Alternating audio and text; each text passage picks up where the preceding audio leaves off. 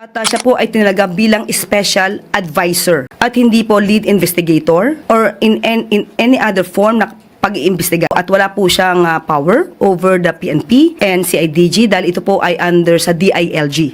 CIDG sa bahay ni Bryson Navarez. Huwag yun, nakabukuha ng mga ebidensya. Who authorized you to do that? Eh di ba dati siyang head ng CIDG? So ibig sabihin, may hila siya sa CIDG. Hindi niya under ang CIDG. Kaya nga nakakagulat yung comment kanina ni Yusek Clear eh. Bakit may PNP at may CIDG? Bigla-biglang nag-resign itong si Benjamin Magalong. Nakakatawa nga ito si Magalong eh.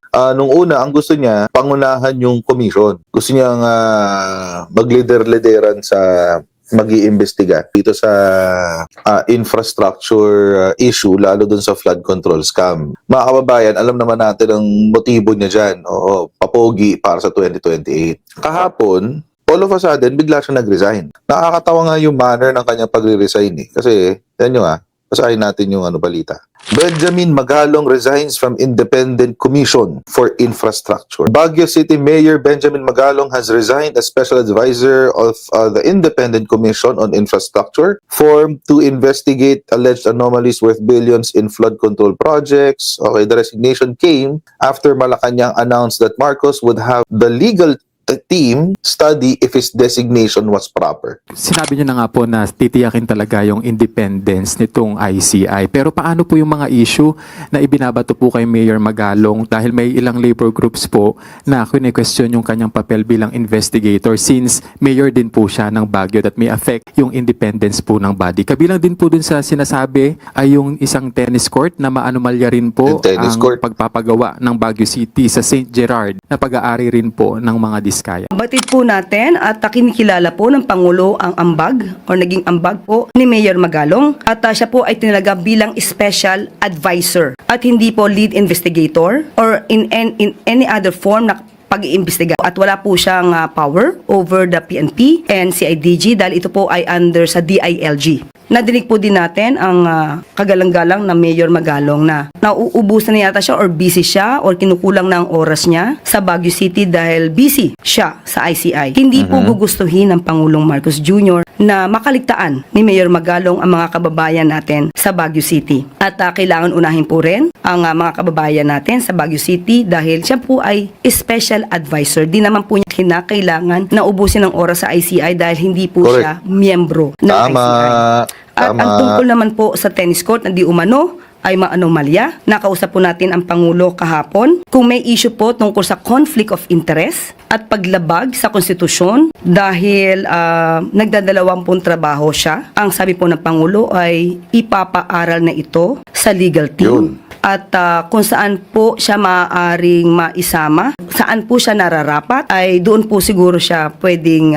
isama para po hindi makompromise ang independence ng ICI at hindi din po magkaroon ng violation sa anumang batas. Yung content ng resignation letter ni Magalong, mga kababayan, ay response dito sa sinabi sa press conference. Oo, nakakatawa nga eh. Kasi parang ang ginawa niya, nag-resign siya dahil iimbestigahan ng legal team ni PBBM yung kanyang pagiging special advisor. Ganun ngayon ang lumalabas eh. No, as if ma-absuelto siya kapag nag-resign siya.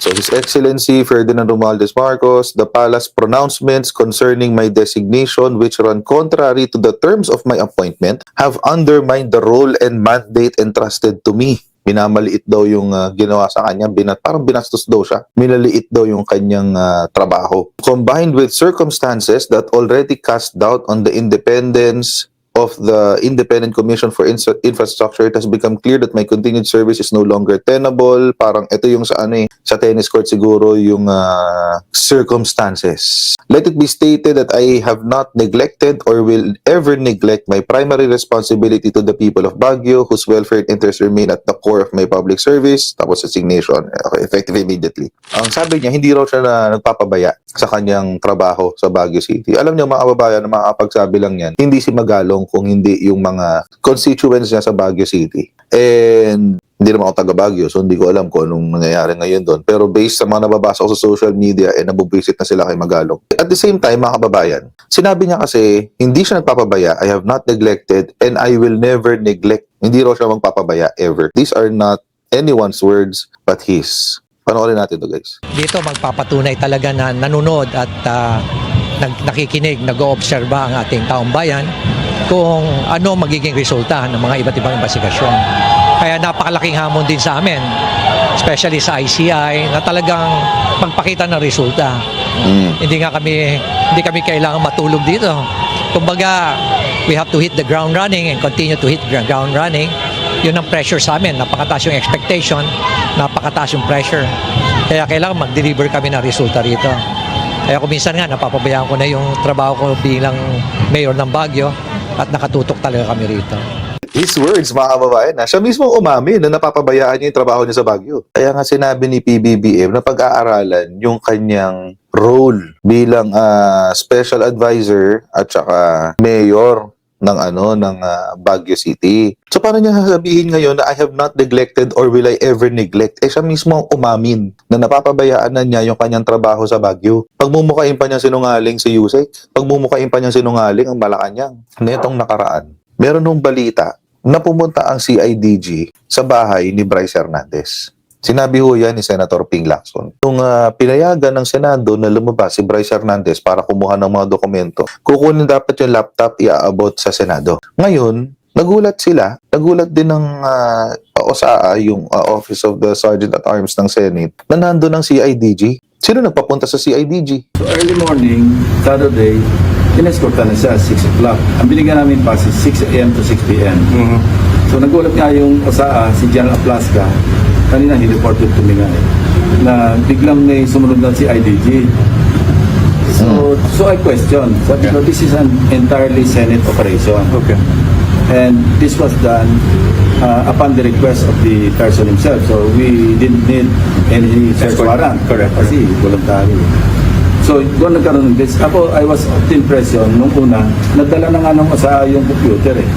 Nagulat na lang ako nung kagabi, wala palang nadalang computer, naiwan pala doon because nagkaroon nga ng pagbago ng isip. So, nagkaroon ng pagbabago ng isip kasi biglang nagpunta ang CIDG. Seryoso na kasi yun, mga kababayan. Kapag CIDG, mabigat yun. Kailangan mo na ng warrant doon, pangkorte ng drama doon, guys. Pulis kasi yung CIDG, mga kababayan. Mabigat yun. Hindi yun tulad ng OSAA. OSAA is legislative. Ngayon, tanong, sino nagpapunta sa CIDG? Tinanong si Benjamin Magalong tungkol dyan. Ito sabi niya. Kaibigan sa bahay ni Bryce Hernandez. Kung yun, nakumukuha ng mga ebidensya. Who authorized you to do that? May sinabi bang ICI na papuntahin ng CIDG? Sino nagpapunta sa CIDG? Bakit pumunta ang CIDG? Di ba dati siyang head ng CIDG? So, ibig sabihin, may hila siya sa CIDG. Hindi niya under ang CIDG. Kaya nga nakakagulat yung comment kanina ni Yusek Clear eh. Bakit may PNP at may CIDG? I think yung kanyang pagkakatalaga bilang special advisor is only an accommodation sa Tagalog, pinagbigyan lang dahil ang kulit niya. Ang weird lang na naghuhugas kami siya ngayon. Pero marami siyang palpak. O kaya mga kababayan, feeling ko inunahan lang niya yung potential damage. Damage control to.